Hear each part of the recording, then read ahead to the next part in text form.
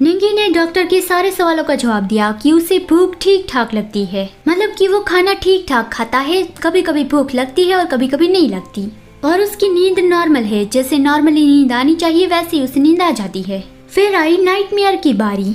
निंगी ने थोड़ी देर बाद बताया कि इन दिनों उसे थोड़े कम बुरे सपने आ रहे हैं। फिर डॉक्टर ने पूछा कि क्या वो फेरोमोन को फील कर सकता है या फिर अभी भी वो किसी ओमेगा के फेरोमोन पे रिएक्ट नहीं करता। ये सवाल सुन के निंगी एक पल के लिए रुक गया और डॉक्टर ईहन उसके सारे एक्सप्रेशन देख रहा था। निंगी को याद आया कि उस फायर वाले इंसिडेंट के बाद उसने अपना कंट्रोल खो दिया था और सुमो को बाइट कर लिया था।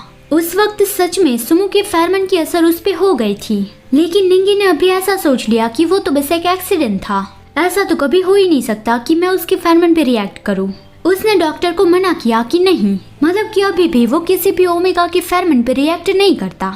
डॉक्टर को शायद शक हो गया था कि निंगी झूठ बोल रहा है, तो फिर वो उसका एक और टेस्ट लेना चाहता था, जेनेटिक टेस्ट, जिसकी वजह से उसके ब्लड साइकिल और उसके फेरोमोन के बारे में पता चलता है। फिर तुरंत ही निंगी जाने लगा था बिना उसका टेस्ट रिजल्ट देखे, क्योंकि दोपहर के बाद उसकी एक मीटिंग थी, वो यहाँ पे ज्यादा वक्त नहीं रुक सकता था। वो ये कहता गया कि अगर सिर्फ कोई बैड रिजल्ट आए तो मुझे कॉल कर देना, मतलब कि अच्छा रिजल्ट आए तो कॉल करने की जरूरत नहीं है।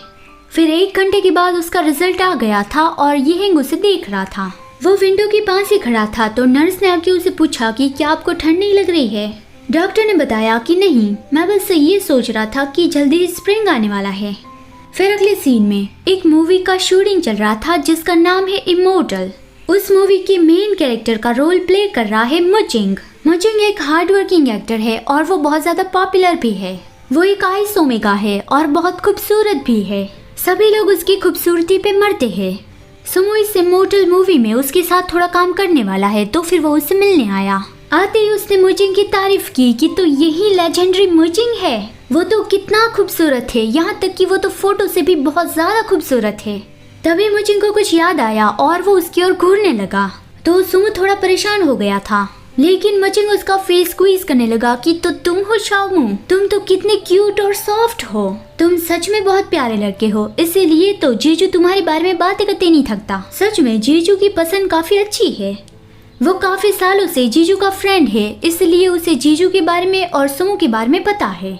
तभी सुमो ने बताया कि वो सबके लिए चाय लाया है और वो मुचिंग की फेवरेट चाय लाया था। तो मुचिंग ने पूछा कि क्या जीजू ने तुम्हें ये बताया।